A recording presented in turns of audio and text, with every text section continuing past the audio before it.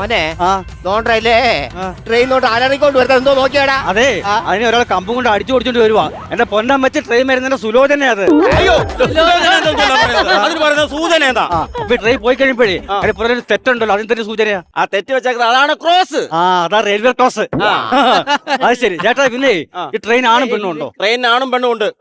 ആണിന് നമ്മൾ ട്രെയിൻ എന്ന് പറയും, പെണ്ണിന് ട്രെയിനിന്നാ പറയുന്നത്. ഇത് ഓടിക്കുന്നവനെ ട്രെയിനർ എന്നും പറയും. അത് ശരി. മക്കളെ ഈ ട്രെയിൻ എങ്ങനെയാടാ പോകുന്നത്? അയ്യോ അതിന് ലൈനുണ്ട്. എന്തുവാടാ നോക്കണേ? അമ്മച്ചി 10-45 വയസ്സായി, എനിക്ക് ലൈനില്ല.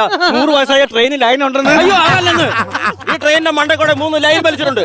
ഈ ലൈൻ അല്ലയോ ട്രെയിനെ വലിച്ചോണ്ടങ്ങ് പോകുന്നത്. അങ്ങനെയാണെങ്കിലേ പ്ലെയിന് ലൈൻ ഉണ്ട്. അയ്യോ അതെങ്ങനാ? കാറ്റിലെ പ്ലെയിൻ വലിച്ചോണ്ട് പോന്നെ.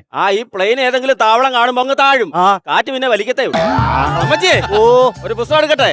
എന്താ പുസ്തകം മക്കളെ? വീട്ടിലേക്കുള്ള കാര്യങ്ങൾ അടങ്ങിയ പുസ്തകമാണ്. അത് ശരി. അപ്പൊ 2 കിലോ അരി ഇഞ്ഞിതാ. അയ്യോ അത് നടക്കത്തില്ല.